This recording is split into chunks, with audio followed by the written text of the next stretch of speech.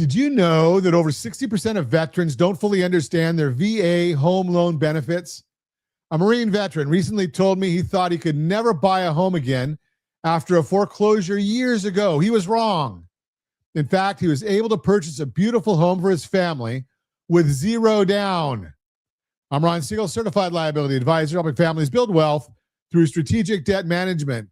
Today we're discussing VA home loan eligibility, what it really means, why understanding the components of military service matters, and why most veterans are missing opportunities. And yes, I do have the Veteran Mortgage Advisor certification. Let me start with why this matters. Veterans don't know their benefits because there's simply no comprehensive training. During military separation, there's a brief transition class that touches on the VA home loan, but that's it. The result? Families missing out on one of the most powerful wealth-building tools available to them. Here's what creates the confusion. Most people think the VA has a maximum loan amount. They think if you foreclose on a VA loan, you're done forever. They believe you can only have one VA loan at a time. All of these are misconceptions.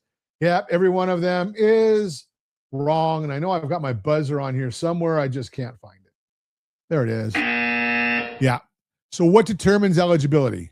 It comes down to two critical factors: time in service and character of service. That's it. How long you served and how you separated. But here's why understanding the components of military service matters. Active duty, Federal Reserve, State National Guard, and inactive ready reserve all have different requirements. Active duty members face different eligibility standards than reserve or guard members. Why? Because the structure of service is fundamentally different. Active duty is continuous service.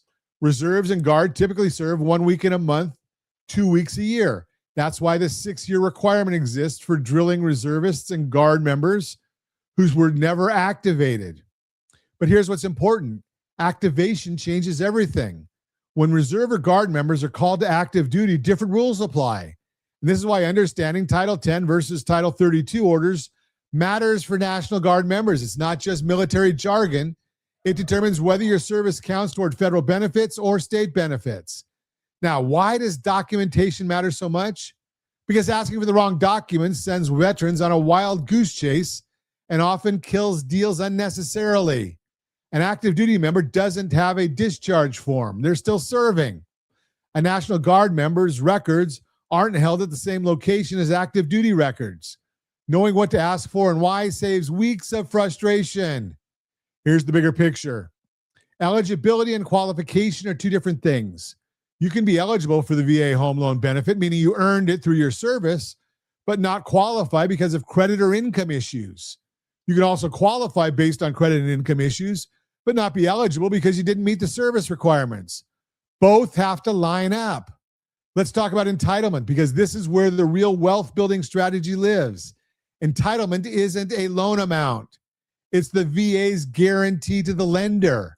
It's insurance against foreclosure. Understanding how entitlement works is what separates someone who uses their VA benefit once from someone who builds a portfolio of properties. Every veteran has 2 tiers of entitlement. Why 2 tiers?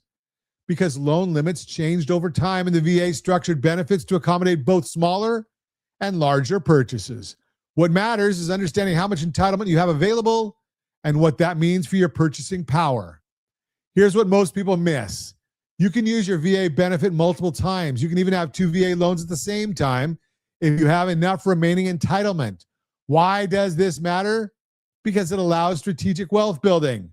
Purchasing a home with zero down, building equity, keeping that property as a rental when you relocate, and purchasing another primary residence with your remaining entitlement.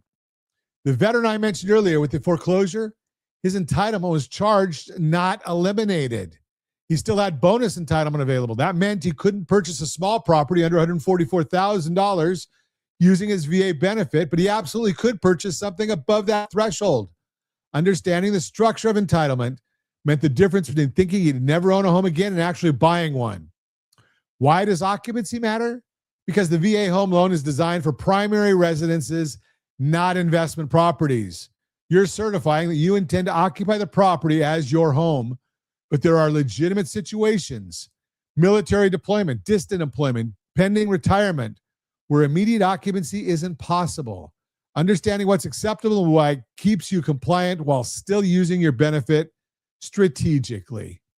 The VA home loan benefit isn't just about buying a house with zero down. It's about understanding what you've earned through your service and why proper structure matters for building wealth. Whether you're active duty, recently separated, or served decades ago, knowing what makes you eligible and why entitlement works the way it does changes your entire financial picture.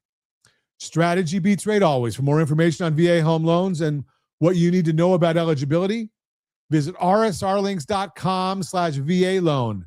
rsrlinks.com/VA loan.